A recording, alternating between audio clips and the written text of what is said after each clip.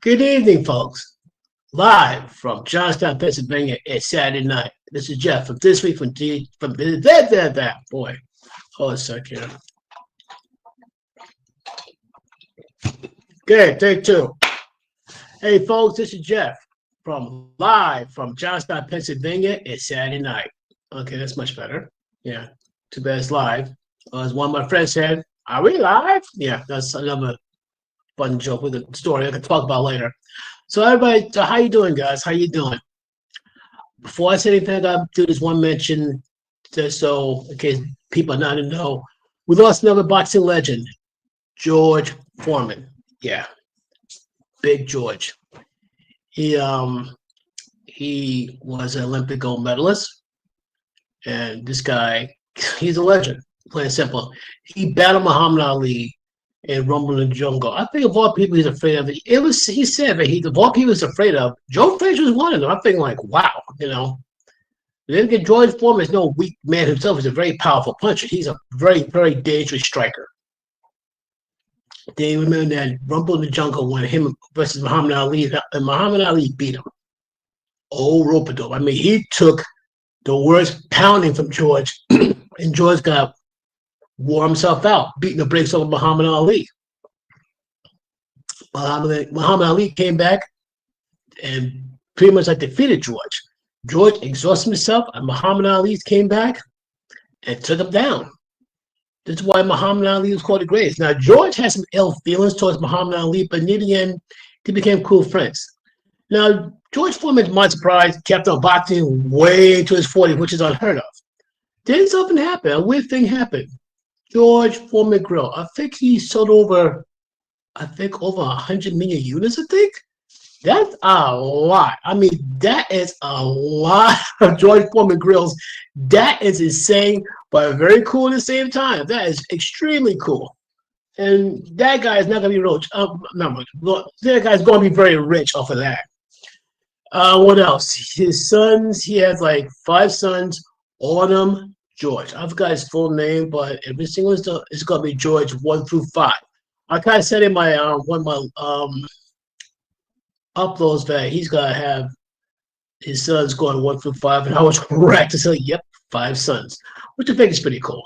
He's a father, grandfather, great grandfather. I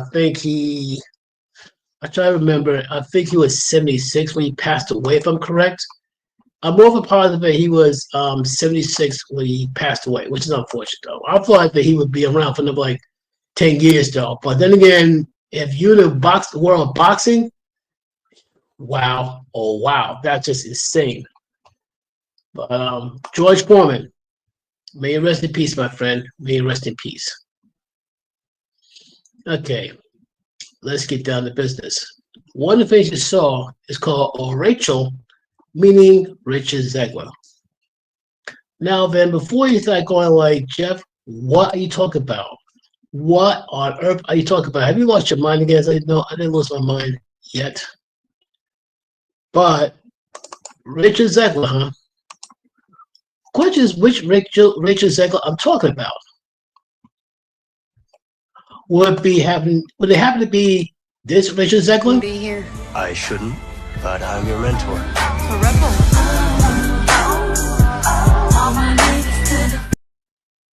Nah, not that one. Or maybe it's this one. Isn't true enough for me? It's true for you enough for me. I hear your words and in my head I know they're smart, but my heart, Bonita, but my heart. Boy like that. No say Kill your wrong, brother. and my heart, Forget that boy it is and to find find another. for One of your own. Okay, I had to give the she-devil, well, the she-devil her due. She could sing. And I never said she wasn't talented. She could sing, she could act. I had no idea she could sing that good. I was impressed. She could sing. But that's not the Richard Zegler I'm talking about. No. Is it, hold on a second, I'll find this one here. Could be this Richard Zegler? Life. What are you talking about? Lived a long life. We're the same age. You're young. We're young. I'm. Over 6,000 years old. Huh? You look great. Yeah, and Strange Enough, I love that movie. But Strange Enough, that's not the Richard Zegler I'm talking about. Oh, don't worry. This Richard Zegler, I think you're all very, very, very, very, very familiar with. Like this. You know, the original cartoon came out in 1937, and very evidently so. There's a big focus on her love story with a guy who literally stalks her. So we got what? What?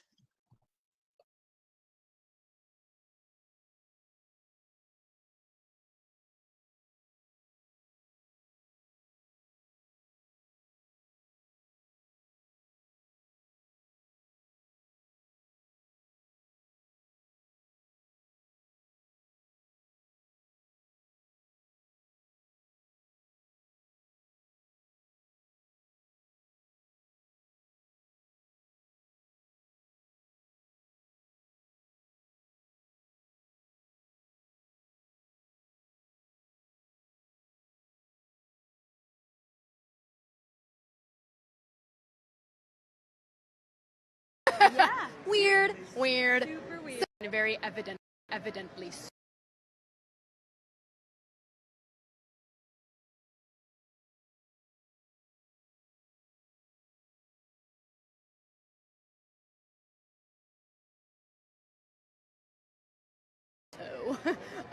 There's a big focus on her love story with a guy who literally stalks her. Yeah. Weird. Super weird. So we didn't do that this time. So no prince or a different kind of prince? We have a different approach to what I'm sure a lot of people will assume is a love story just because like we cast a guy in the movie, right. Andrew Burnap, great dude. Yeah. It's one of those things that I think everyone's going to have their assumptions about what it's actually going to be, but it's really not about the love story at all, which is really, really wonderful. And whether or not she finds love along the way is anybody's guess until 2024. All of Andrew's scenes could get cut. Who knows? It's Hollywood, baby.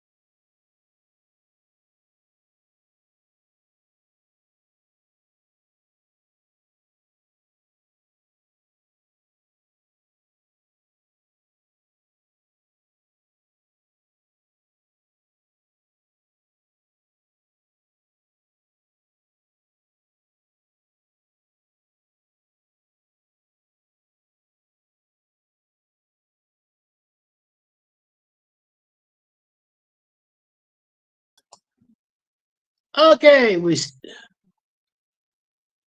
okay. Sorry for the technical difficulties, folks. Okay, here we go. Oh my gosh! I saw the well, we didn't even see. We didn't even see, but I saw the logo and I went, "That's my name. Snow White's up there," and I cried my eyes out. What was it like seeing yourself for the first time in full Snow White drag? I love that description. It's perfect. And I saw myself on screen and I just wanted to throw up. I was so happy about it. She's not going to be saved by the prince, and she's not going to be dreaming about true love. She's dreaming about becoming the leader she knows she can be, and the leader that her late father told her that she could be if she was fearless, fair, brave, and true. Okay, now you're going off script. You're going off the freaking reservation when it comes to Snow White. It is a classic. Classic. Question, folks. Question. Let me get rid of this fucking still. How would you like when we take a classic like Forrest Gump and totally jack it up, replacing someone like Forrest Gump, like a regular white guy with some special needs situation, replace it with a black female nerd? Why not? Why not? Or Black Panther. Instead, I had, well, we can't use Chadwick Boseman. He passed away, may rest in peace. But changing him from a black man from Africa to a white guy from South Africa. How's that? I don't think Brian Coogler would like it too much. He would probably tell so many people where to go, how to go, and who sent them. He's like, not happening. My point being is this. There's some classics you should not be screwing with. Snow White is one of them. Then you got The Little Mermaid. In fact, I got a question for you folks. Do you think it'd be a good idea for me to look into these woke movies and see how they do at the box office? The only woke movie that I'm aware of that did good at the box office was Barbie. That movie was designed for the feminists in mind. I mean, all the feminazis lapped it up, but these women drag their husbands, boyfriends, and fiancés and threaten with divorce, breakups, the hope it and they're gonna come and watch Barbie with them. Some for a reason they're like, they did the same crap with Moonlight, I think. Not Moonlight. It's Moonlight. That stupid vampire movie with yeah, you know what I'm talking about. Ed the vampire. But the sad part that Rachel Zegler is a very intelligent and very talented actress. She can sing and all that. She can act. But the way she trashed Snow White, and in fact, she trashed her role and all that, you gotta be kidding me. So my question, I got three simple questions though. Number one, who's gonna be rooting for Gal Gadot's character to take out Snow White? I'm serious. There'll be some people who are rooting for Gal Gadot to take out Snow White. That's one. Number two, who loves Gal Gadot? She is awesome. I think like it's kind of funny. Here's a backstory about Gal Gadot. Let me see, like I say, number one, she used to be a soldier in the Israeli army. I think IDF, and she was a beauty contestant. Yes, she's beautiful but brutal. She's beautiful and dangerous. So if the moves hits her, she would make sure that Rachel Zegler would disappear permanently. Seriously, permanently. Because that's some stupid stuff that Rachel Zegler had said. I couldn't believe it, but she did. She did. But the reason why I say that because she said something out of pocket before. That's why Gal Gadot didn't say anything. And she's basically, if I'm correct, Rachel Zegler is pro-Palestinian. Are you serious? And Gal Gadot is Israeli. You do know that in doing so, you people is like disrespecting Gal Gadot's, like, you know, brothers and sisters in arms. They every time they deal with Hamas or anybody who's like anti-Israeli, are supposed to get hurt or killed. Well, I'm gonna go right here for the New York Post. This one I gotta read right here, which I think is pretty funny. It says here, starting, mirror, mirror on the wall, which Snow White on Friends at all? That's wild. That's wild to me. Rachel Zegler has nothing in common with fellow Snow White actress Gal Gadot. Like, Gal Gadot is older and she's more seasoned, but also got way more respect. Says here, tensions are allegedly mounting ahead of the release of the live-action Disney remake. Says here, unnamed insider dished out on the duel in an interview with People on Friday, saying the stars live completely different lives, which is true. Zegler is 23. Oh, great, she's a kid, and a bratty one, too. She's an up-and-comer. Gal Gadot, 39. 39? Dang. Mama, 4. 4? Wow. Has been married to her husband, Jason Fasano, Fasano since 2008. Rock on. That's awesome. That's totally awesome. On top of that, the political views are different, adding to the tension. No offense, but Gal Gadot would beat the brakes off of Rachel. I'm sorry. I don't care how young Rachel is. Gal Gadot would beat the brakes off her. Get out of here with that. Even as a queen, she looks hot. That's insane. They're gonna between her and Angelina Jolie, yeah, that'd be a heck of a toss-up. Angelina Jolie and Gal Gadot. You know what, folks? What do you think? Who looks hotter as a wicked queen? Angelina Jolie or Gal Gadot? That's gonna be a tough choice. Hate to be the one to do the tiebreaker thing. Okay, this one says here, both Ziegler and Gadot have been both outspoken about the ongoing war in Israel-Palestine war, each seeing different perspectives. Ziegler wrote, "Free Palestine" on X after the first Snow White trailer was released online. Gadot, meanwhile, as an Israeli, had been outspoken about the atrocities committed by the Hamas, about Hamas against her home in October. Yeah, October 7th of 2023 is like a horror show, no question about it. Ziegler had previously hit headlines by describing the original Snow White as dated.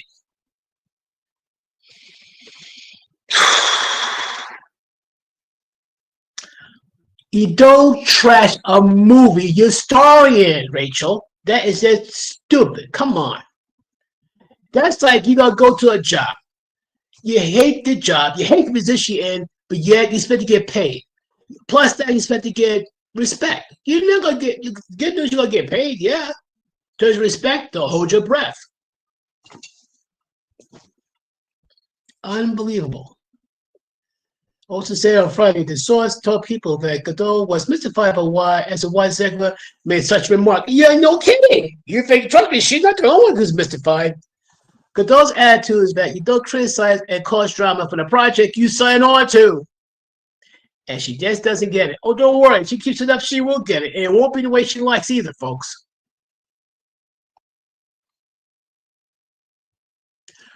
I don't know whose idea was it to cast Rachel Zegler and Snow White. I only got one thing to say. That person should be fired and in prison, in a Supermax prison.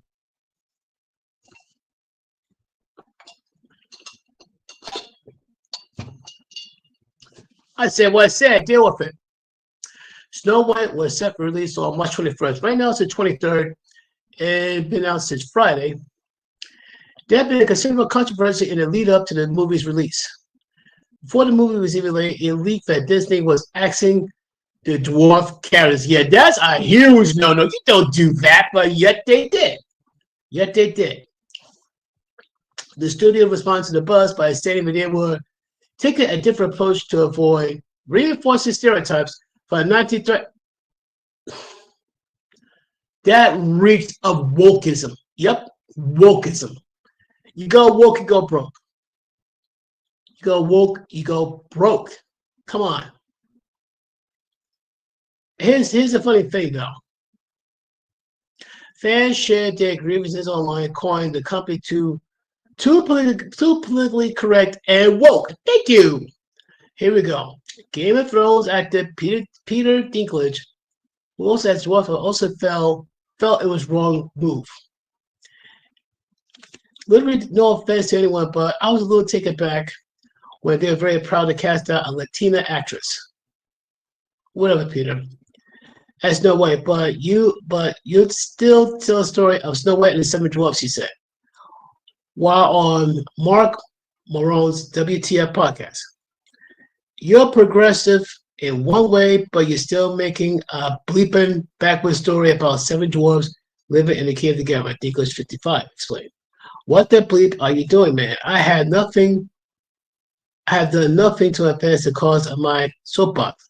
I guess I'm not loud enough. Basically, it's kind of funny, though. If they're going to make a modern, up-to-date version of it, yes, there's tons of little people who could play the dwarves. Are you serious? Somewhere there's a bunch of people, little people, who's waiting for this chance. Now they got destroyed because of Miss Ziegler's mouth. Congratulations. Goes on to say, additionally, Disney fans vowed to boycott the movie after Ziegler lashed out at supporters of President Donald Trump. Oh, yeah, she went after Trump supporters like crazy. So basically, Ms. Ziegler, the people that have a right to opinion, they have a right to pick whatever. But for some reason, this is how it works, though. So basically, your party says, look, it's either our way or the highway. Just say that. Oh, don't give me this like, well, we could be friends as long as you do things our way. Sure. Some of us escaped the Matrix, and we have no desire to go back. It's that simple. Here we go. This is what someone said here. I hope you get no peace when this film bombs at the box office and streaming. One person wrote on social media. Oh, wow. Like I said, a lot of people are very upset with her. Due to the controversy, the film Disney has reportedly opted to low-key premiere over the usual media-packed red carpet. According to Variety, the event on March 15th would be limited to photographs and in-house crew. No kidding. You got Ziegler, the European fan for Snow White. You got Gal Gadot. What the heck?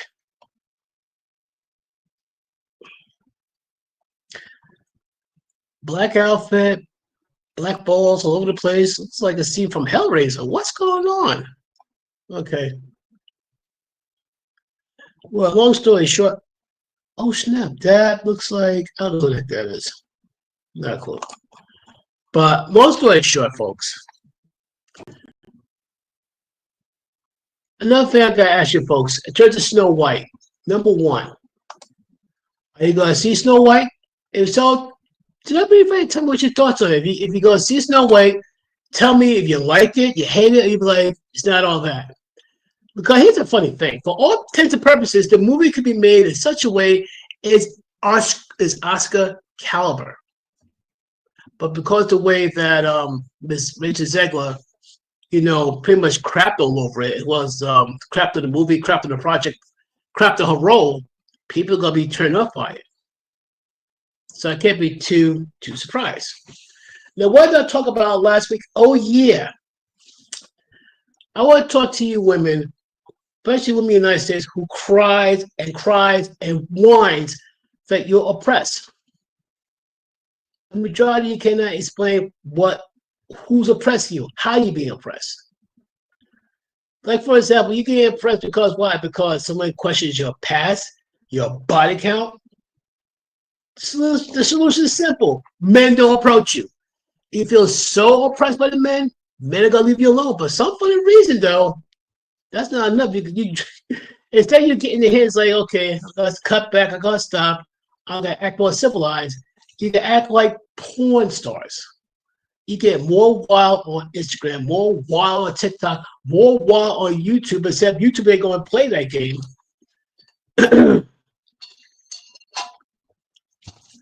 And keep screaming, I'm oppressed, I'm oppressed, I'm oppressed. Number one, you lost the right to say you're oppressed because you say like, well, men are objectifying you. Last time I checked, I see about a few million women are subscribing to OnlyFans, making money. There's a video of a woman saying, I don't want to work no more. I don't want to work no more. Next thing you know, they're doing OnlyFans. It's like you have your own, I'll put it like that. OnlyFans to those women is like Uber is to me. In other words, I use my car, time and effort, to drive people around, and just me. Nobody directs, nobody is like telling what to do. I was like, get to work. Same thing with OnlyFans. I think OnlyFans is like the Uber of porn. Except you got subscribers. I got writers, you got subscribers. But going back to you being oppressed, really? Really? You're not oppressed. When you start selling this garbage saying like you're oppressed, you're not oppressed. Why? You want to know why I got to say it with a straight face?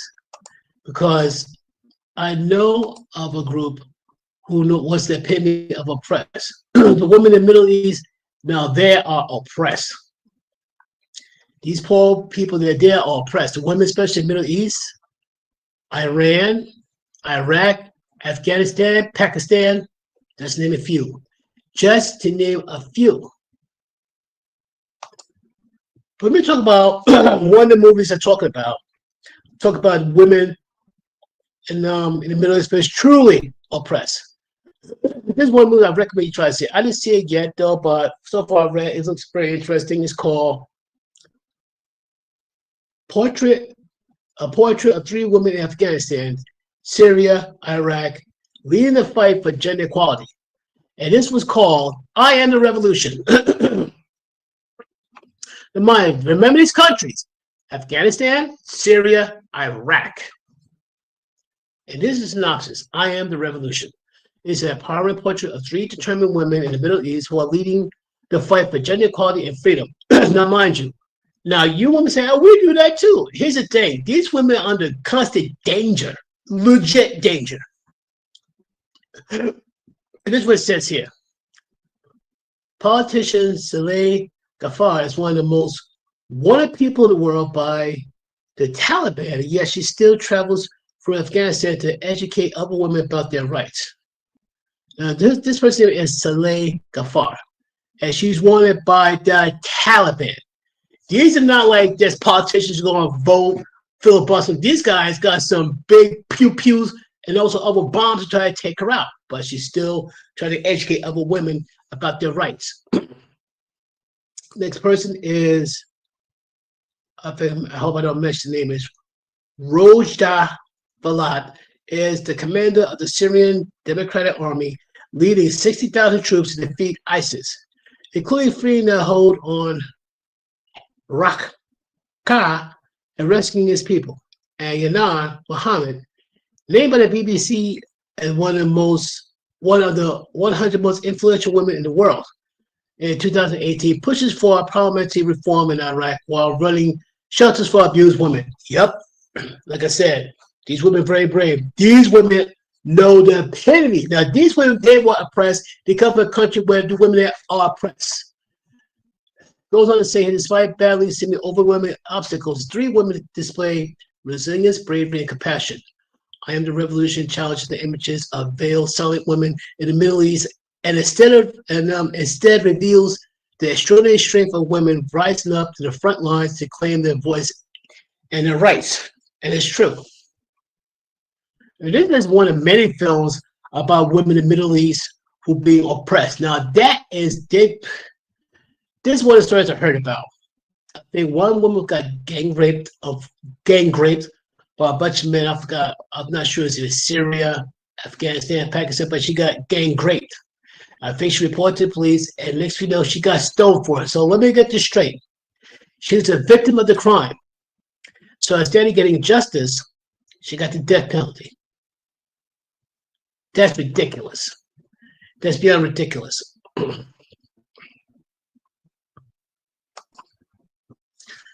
But long story short, like I got include a link to this so you can see for yourself.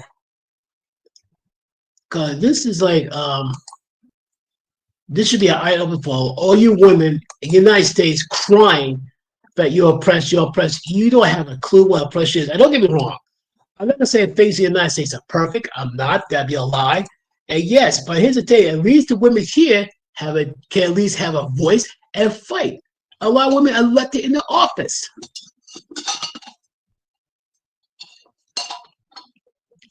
These women in the Middle East, they're taking a chance every time they do try to speak up against the Taliban or people behind the Sharia law.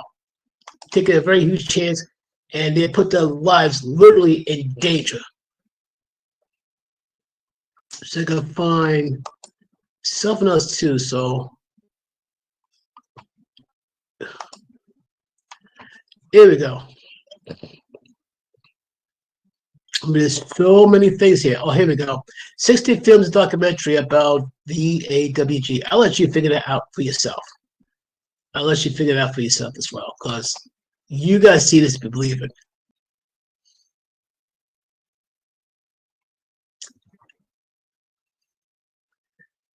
Okay, this just says right here, in the light of 16 days of activism against gender-based violence, it's important to raise awareness about the abuse and oppression experienced by Muslim women across the globe. Unfortunately, news outlets and social media platforms hardly represent the plight of Muslim women. But the harsh reality is that they are the victims of many forms of violence and abuse, such as forced marriages, sexual abuse, honor killings, and more. There are 16 films, documentaries that can educate us on some of the experiences faced by Muslim women. Hopefully, this awareness can act as an engine to fuel campaign and reform that can be positively impact the lives of Muslim women, which is true. Now, for example, forced marriages, for example, you don't get a say in it, basically. If you're a woman in the Middle East and they want you to marry this person, doesn't matter if you like him or not. You're going to marry him whether you like it or not. End of story. Honor killing. Okay, we don't marry this guy. We go with this other guy who's not Muslim. He makes you try to make him more westernized. Guess what? Father and the brother will try to perform an honor killing. It's like one of many documentaries or films about these women go through this plight. You got Afghanistan, No Country for Women. Wow, okay. Banza, A Love Story. Now this, let me see what this talks about. This documentary film produced and directed by Dia Khan about the honor killing of Banaz Muhad, a British Iraqi Kurdish woman living in London. Oh snap! She was 17 years old when her parents arranged a match with a man 10 years older than her, who she divorced soon after marrying. That's not good news. When she was eventually killed by her family when she fell in love with someone they were ashamed of. Yeah, I thought as much. The documentary won an Emmy for Best International Current Affairs in 2013, which can be watched on YouTube. Like I said, I'm going to post this link and see all this. What would the people say? This is another one. Country featured. Okay, so the first one, Afghanistan, No Country for Women. Country featured Afghanistan. Okay, this is Banaz, the love story. Country featured Britain, London. Oh wow, I didn't know that one. Another one. What would people say? Country featured Norway, Pakistan. Oh, here we go. This film about a 16-year-old Pakistani girl, Nisha, who lives with her family in Norway. She leads a double life, obeying her parents at home, but secretly partying and drinking when she's out. Whoa! So she's being a good Muslim girl, but behind her parents' back, she's a girl gone wild. When she gets caught with her boyfriend, her parents forcibly take her to Pakistan. Oh yeah. So bye-bye Norway, hello Pakistan. So basically, she's living a good life in Pakistan until she got busted. It said her parents forcibly take her to Pakistan where she's restricted and beaten for a living. Beaten for a living, a life of her own. Oh, beaten for okay, never mind.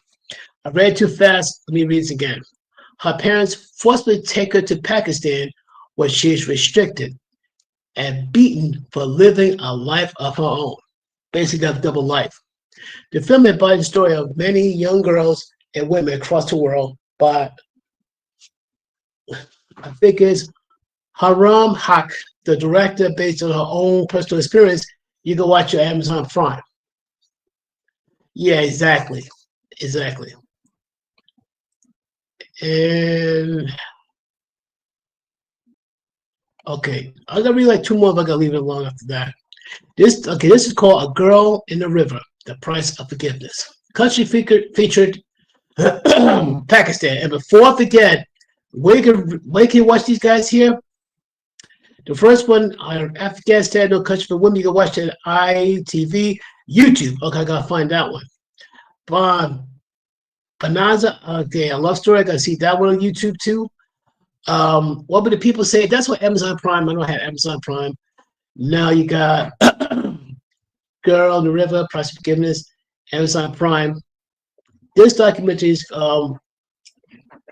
directed by Shameen Obid Chinoy. It's about a 19-year-old Pakistani girl who survives an honor killing attempt by her family members. It touches upon the harsh Pakistani judicial system and widespread critical acclaim influenced the Pakistani government to review its honor killing laws. The film won an Oscar for Best Documentary and can be watched on Amazon Prime. Okay, and whoa, okay. I thought I was gonna stop, but this would happen in the US of A, so I'm gonna read this one, then the next one, now I'm gonna stop. The documentary filmed by The Guardian. The accidental picture is is a documentary based on the real life story of Jahar, I think is Dukurin, a Gambian who experienced and lived with FGM since a week old. I don't know what that is, not gonna lie.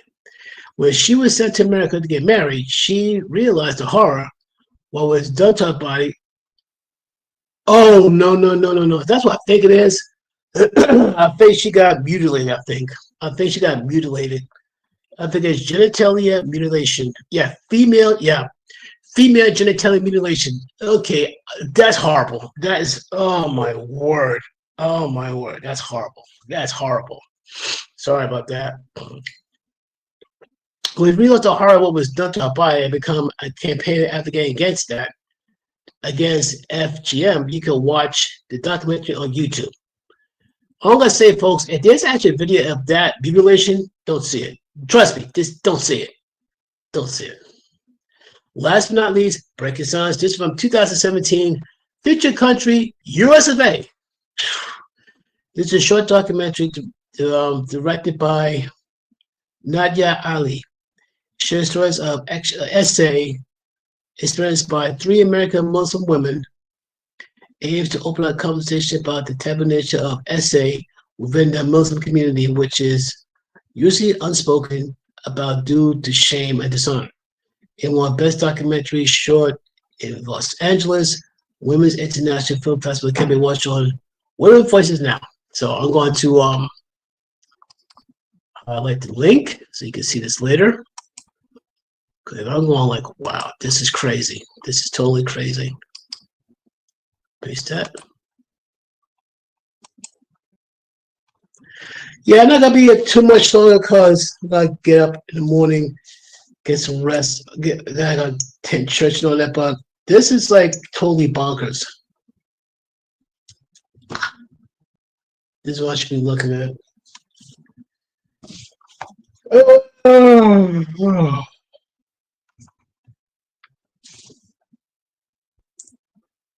So looking.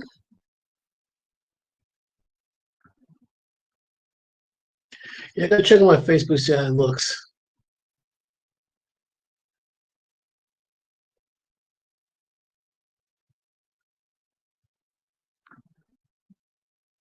No, I had in mind.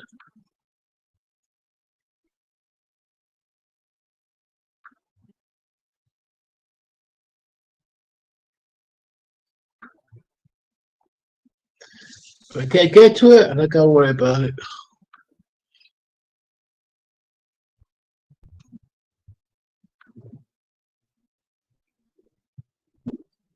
Yeah, I'll worry about it later.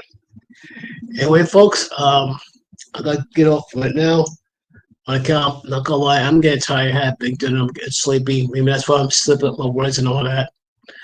But I want to thank you guys. I'm up to 4,900. I want to thank you folks for still hanging in with me. If you got any questions, suggestions, do not be afraid to ask. Two people asked me about cryptocurrency. I'm gonna get back to you guys as soon as I can. I didn't forget you guys. I've been super busy. I mean, I've been extremely busy. So that folks gonna end this real soon. And we gotta do this again one more time. I'm about to do one more Saturday. After I go back, instead of doing midnight, so try to do it at 8 o'clock because it's tough. But I'm not gonna give up the live stream. So, folks, I gotta say good night. Take care. Peace. 3, 2.